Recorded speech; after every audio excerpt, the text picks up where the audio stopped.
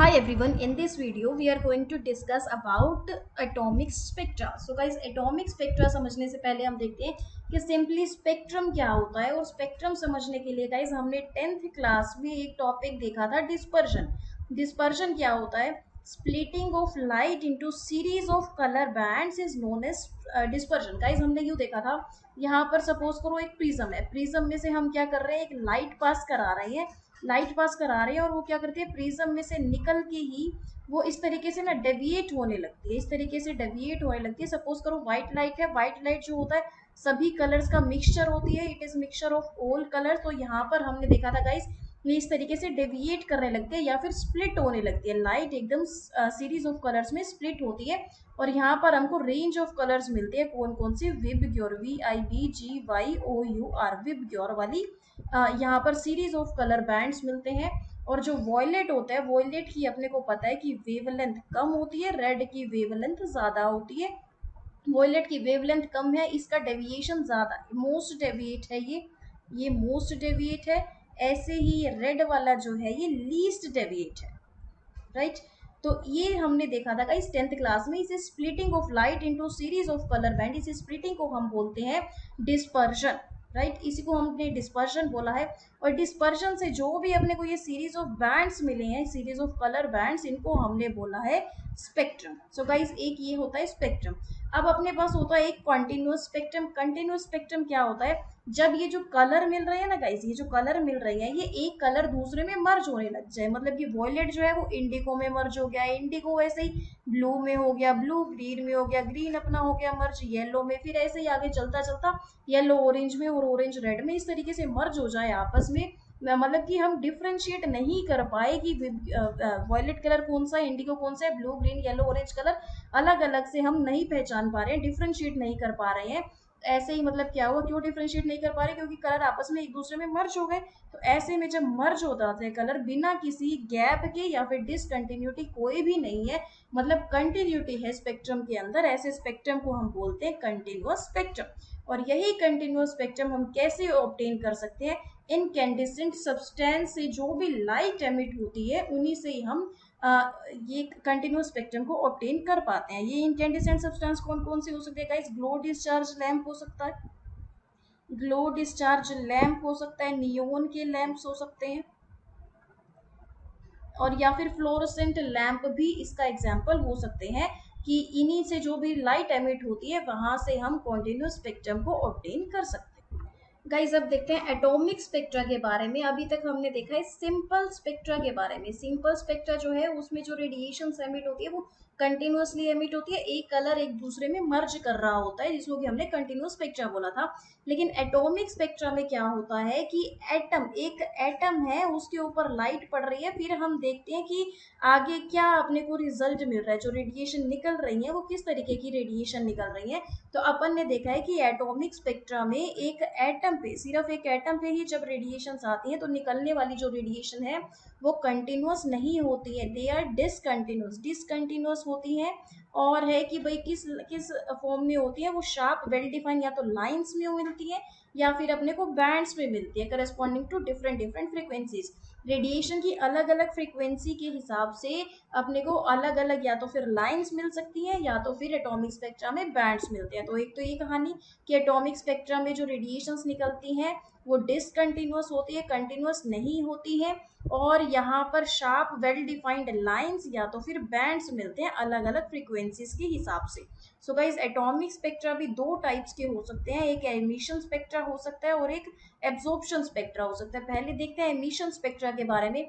Emission spectra हम कैसे obtain कर सकते हैं? When radiation emitted from any substance that have absorbed energy are analysed through spectroscope. यहाँ पर क्या होता है, सपोज करो गाइस अपने को ना एक सोडियम है या तो फिर सोडियम का ही कोई सोल्ट है, इसमें से अपने को ना यहाँ पर रेडिएशन जो भी इसमें से निकलेंगी उनको अपन ने पहचानना है। तो आप क्या करोगे, यहाँ पर इसको ना पहले आप हीट कर दोगे, सोडियम है या फिर सोडियम का सोल्ट है, इसको हम क्या कर देंगे, पहले यहाँ पर इस तरीके से हीट कर देंगे। ये हमने इसको हीट कर दिया, हीट करते ही अब ये क्या करेगा, कुछ ना कुछ रेडिएशंस को एमिट करेगा। अब इसने कुछ ना कुछ रेडिएशंस एमिट कर दी, ये जो भी इसने रेडिएशंस एमिट की उसको हमने स्पेक्ट्रोस्कोप नाम के इंस्ट्रूमेंट से एनालाइज किया है। सोडियम का सोल्ट है या तो फिर पोटेशियम का भी सोल्ट हम ले लेते हैं। सपोज पहले सोडियम लिया है या फिर इसका सोल्ट लिया है, इसको हमने हीट कर दिया किसी न किसी टेम्परेचर से हीट कर दिया या फिर इलेक्ट्रिक स्पार्क देके हमने हीट कर दिया। तो इसका मतलब क्या कि हमने सोडियम को एनर्जी दे दी है, सोडियम ने एनर्जी को एब्जॉर्ब कर लिया है। इस एनर्जी को एब्जॉर्ब करते ही अब सोडियम क्या करेगा, कुछ रेडिएशंस निकालेगा, कुछ रेडिएशंस को एमिट करेगा, और ये जो निकलने वाली रेडिएशन है इनको हमने एनालाइज किया है स्पेक्ट्रोस्कोप नाम के इंस्ट्रूमेंट के साथ। तो जब सोडियम वाला हमने एमिशन स्पेक्ट्रा देखा है तो उसमें अपने को येलो लाइट की लाइन ही नजर आई है, सिर्फ एक येलो लाइट की लाइन ही नजर आई है।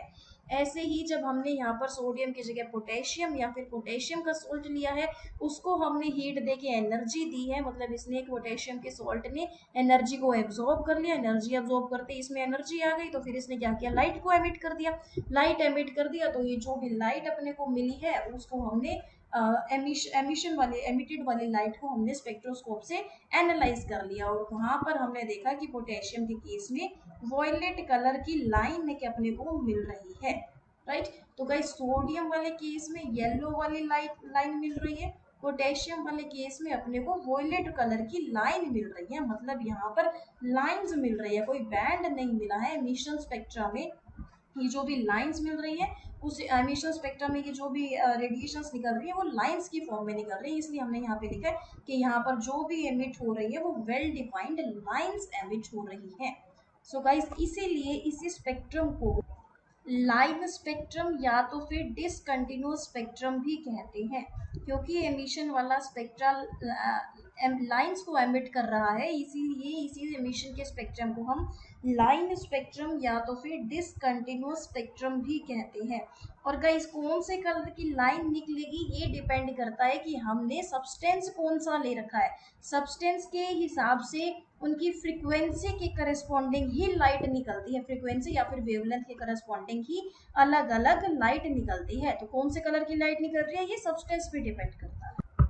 सोडियम के केस में अपने को येलो लाइंस मिलती हैं और दो येलो लाइंस मिलती हैं वेवलेंथ किस वेवलेंथ के करस्पॉन्डिंग, एक तो 589 नैनोमीटर के करस्पॉन्डिंग और एक 589.6 नैनोमीटर, इतनी वेवलेंथ के करस्पॉन्डिंग गाइस एक लाइन होती है इस वेवलेंथ की और एक येलो लाइन होती है इस वेवलेंथ की। तो ये अपने को सोडियम के स्पेक्ट्रम में मिलती है। ऐसे ही गाइस अभी तो हमने सोडियम का देखा है, ऐसे ही अलग अलग एलिमेंट के जो एटम्स हैं वो अपनी different different set of lines दिखाते हैं, या फिर एमिशन स्पेक्ट्रोग्राफ में स्पेक्ट्रोस्कोप में दिखाते हैं, अलग अलग एलिमेंट्स अपनी अलग अलग लाइंस दिखाते हैं, अलग अलग कलर्स की लाइन दिखाते हैं, ये डिफरेंट फ्रीक्वेंसी या फिर वेवलेंथ के करस्पॉन्डिंग अलग अलग एलिमेंट। जैसे सोडियम है, सोडियम ने दो लाइंस दे दी इस वेवलेंथ के हिसाब से, राइट, इस वेवलेंथ के करस्पॉन्डिंग सोडियम ने दो लाइंस ले ली।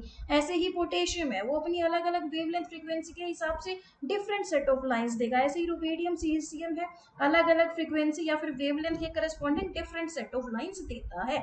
ऐसे ही हर एलिमेंट अपनी अलग अलग लाइंस दे रहा है, इसलिए ये जो लाइन स्पेक्ट्रा है इसको हम फिंगरप्रिंट्स ऑफ एटम भी कह सकते हैं।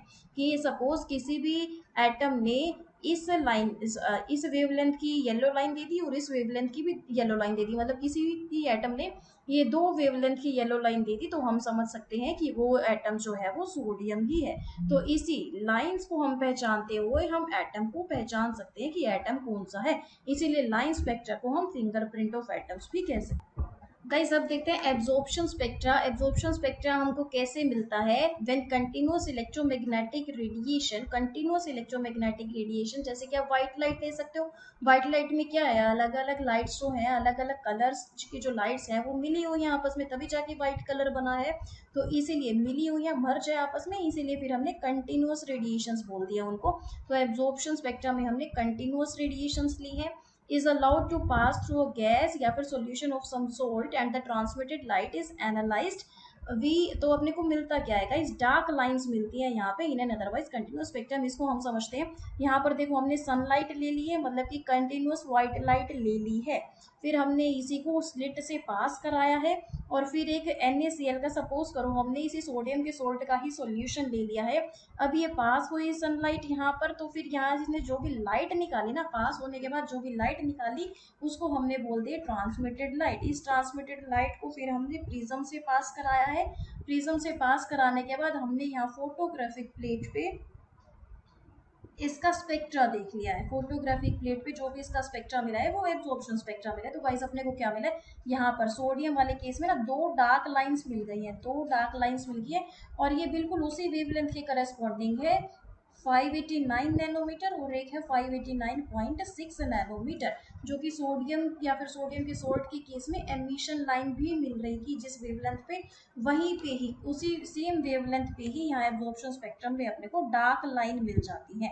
क्योंकि यहाँ पर क्या है, डार्क लाइन क्यों नजर आई है, वहां पर एमिशन में क्या हो रहा था, येलो लाइन नजर आ रही थी, यहाँ पर उसी वेवलेंथ के करस्पॉन्डिंग डार्क लाइन नजर आ रही है, क्योंकि इसी वेवलेंथ की जो लाइट है 589 नैनोमीटर और 589.6 नैनोमीटर की जो लाइट है वो इस NaCl सॉल्यूशन ने एब्जॉर्ब कर ली है, और उसी एब्जॉर्प्शन के करस्पॉन्डिंग ही ये फोटोग्राफिक प्लेट पे एब्जॉर्प्शन स्पेक्ट्रा नजर आया है। तो यहाँ पर अपने को क्या दिखाएगा, इस 2 डार्क लाइंस दिखी है सोडियम वाले केस में। ठीक, तो ऐसे ही इस स्टडी को, एक और बात है गाइस, अभी तक हमने क्या देखा है, एब्जॉर्प्शन स्पेक्ट्रा देखा है और एमिशन स्पेक्ट्रा देखा है। इसकी स्टडी को, एब्जॉर्प्शन स्पेक्ट्रा हो या फिर एमिशन स्पेक्ट्रा हो, इन दोनों की ही स्टडी को हम बोलते हैं स्पेक्ट्रोस्कोपी। इन दोनों की ही स्टडी को हम बोलते हैं गाइस स्पेक्ट्रोस्कोपी, चाहे एमिशन स्पेक्ट्रा की स्टडी हो चाहे एब्जॉर्प्शन स्पेक्ट्रा की स्टडी हो। सो गाइस अभी तक हमने जो देखा है एमिशन स्पेक्ट्रा या फिर एब्जॉर्प्शन स्पेक्ट्रा, इन दोनों में डिफरेंस भी देख लेते हैं, सेम सेम है। एमिशन स्पेक्ट्रा हमने कब देखा था, जब भी हम किसी भी सब्सटेंस को क्या करते हैं गाइस, हीट कर देते हैं, हीट अप कर देते हैं, तो वो सब्सटेंस क्या होता है, एक्साइट हो जाता है। हीट करने से ही सब्सटेंस एक्साइट होते हैं, और एक्साइट करते ही वो रेडिएशंस को निकालता है, उसी रेडिएशंस को हमने स्पेक्ट्रोस्कोप से एनालाइज किया है, और फिर हमने उस वहां से स्पेक्ट्रोस्कोप से देखने पे अपने को जो भी स्पेक्ट्रा मिले उसी को ही हमने एमिशन स्पेक्ट्रा बोल दिया है। तो एमिशन स्पेक्ट्रम में कैसा स्पेक्ट्रम अपने को मिला है, it consist of bright coloured line separated by dark space. जैसे कि सोडियम का लिया था तो यहाँ पर अपने को येलो कलर की लाइंस दिख रही थी, तो फोटोग्राफिक प्लेट सपोज करो ये है, तो यहाँ पर अपने को येलो कलर की 2 लाइंस दिख रही थी, एक 589 नैनोमीटर के करस्पॉन्डिंग, 589.6 नैनोमीटर के करस्पॉन्डिंग, और आसपास फिर क्या है, यहाँ पर ये सारा का सारा डार्क स्पेस होता है, डार्क स्पेस है, इसी डार्क स्पेस में अपने को 2 येलो कलर की लाइंस नजर आ रही थी। ऐसे ही एब्जॉर्प्शन स्पेक्ट्रम में हमने देखा था कि हमने जो सॉल्यूशन लिया है ना, जो सोल्ट लिया है, सपोज NaCl का ही लिया था, तो वो गैशियस स्टेट में या फिर सॉल्यूशन स्टेट में लिया है, फिर वहां से हमने क्या कराई है, सन की या तो फिर व्हाइट लाइट को पास कराया, व्हाइट लाइट को पास कराया, फिर जो भी लाइट यहाँ से ट्रांसमिट हुई है उसको प्रिज्म से देखा है, फिर यहाँ पर अपने को लाइंस मिल गई है। तो यहाँ अपने को फोटोग्राफिक प्लेट पे कैसी लाइंस मिली है, यहाँ पर डार्क लाइंस मिली है, कहने का मतलब in an otherwise continuous spectra, इसका मतलब और जगह सब कुछ ब्राइट है, यहाँ यहाँ सब कुछ ब्राइट है, सिर्फ इसी जगह पर अपने को